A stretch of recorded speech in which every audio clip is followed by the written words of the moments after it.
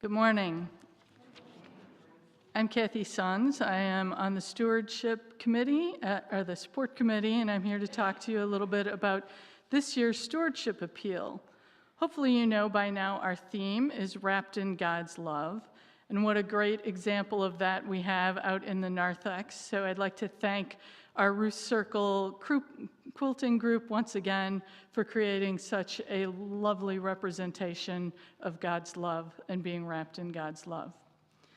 So what does it mean to you to be wrapped in God's love?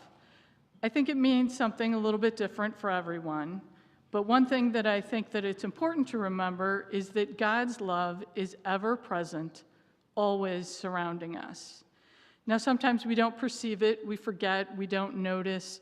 Sometimes we even actively look for it and can't seem to find it. But it's always there, even when we don't see it. God's love has the seemingly opposite properties of being soft and comforting, while still being a protective coat of armor, imbuing strength at the same time. For me, wrapped in God's love is often one of my go-to prayers when I don't know what else to pray for or what to ask. If you've ever watched someone struggle, perhaps you know what I mean. If you've ever known someone with a diagnosis of a terminal illness, you can pray for them to get better, but in your heart you know that for whatever reason, God is calling them home. But perhaps you have prayed instead, God, wrap them in your love. Let them be calmed and strengthened. Let them feel the peace of your presence. If you've ever experienced depression or the distinct pain of watching a loved one suffer from dementia, your prayer is, God, wrap them in love, calm their fears, bring quietude to their restlessness. And it's a great mini prayer sometimes for a random stranger when you have to pull over for an ambulance, or you see someone walking along the road in the cold and the dark, carrying a bag.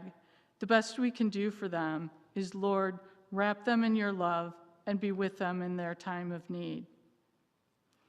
Jesus said, I give you a new commandment, that you love one another. Just as I have loved you, you also should love one another. So it is our Christian responsibility as followers of Christ to manifest God's love to those who most need to feel it, and to those who have maybe forgotten that God's love is all around them, in everything from the beauty and the softness of a daffodil to the fierceness of a principal or teacher risking their lives to protect the children in their schools when someone brings violence. And it is truly a privilege and an honor to be able to be an instrument of God's love. We here at Peace Lutheran truly do an outstanding job of showing God's love to one another and to the community. We reveal God's love in so much that the church provides. We are representatives of God's love in all that we do. God's love greets us at the door with a welcoming smile and a handshake. It's brought to us through our readers proclaiming the good news. It surrounds us through Pastor Amy and Deacon Sherry's sermons that reassure us and direct us. God's love is there in the songs of our choir that lift our spirits and give us hope and remind us that God is with us. It is in the sharing of the communion table where all are welcome. It is in the blessing we receive at the end of service. May you be blessed. May the Lord look upon you with favor and give you peace. Those who come and attend Thanksgiving dinner feel God's love, not only in the food provided, but in the conversation and welcoming people.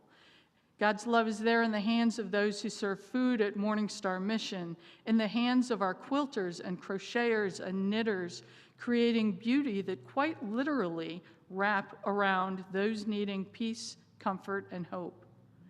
God's love is in the meetings of our grief share groups. God's love is exuberant in our youth group activities.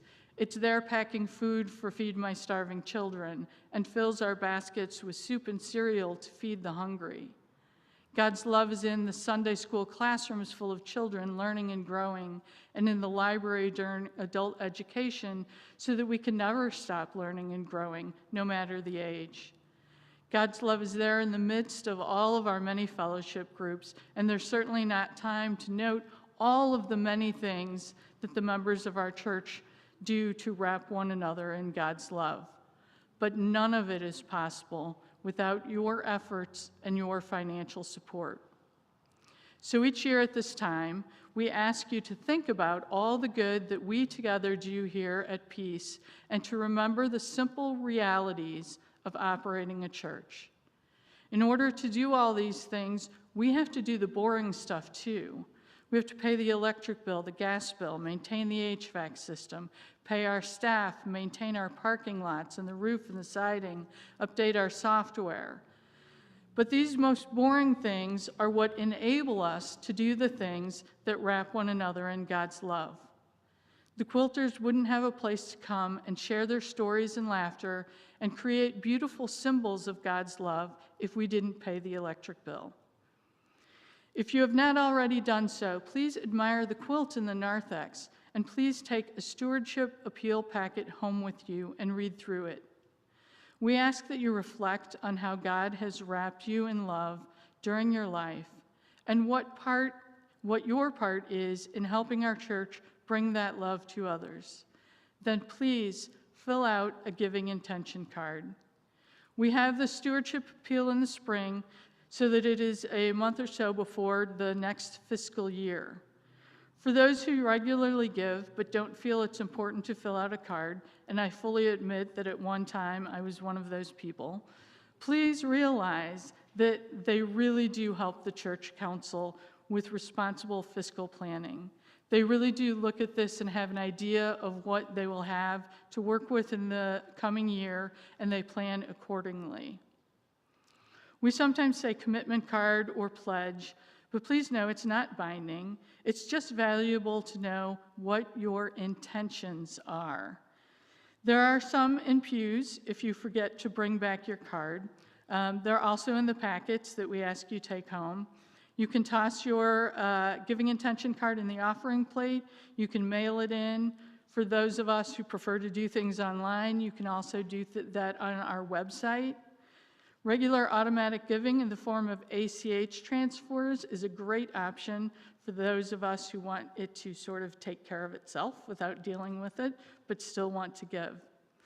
Feel free to inquire about setting up automatic giving through our new church management system, Tithely. I think they're still working on getting some of that worked out, but you will be able to do that through that system. You are called. You are wrapped in God's love and kept for Jesus Christ. May mercy, peace, and love be lavished upon you.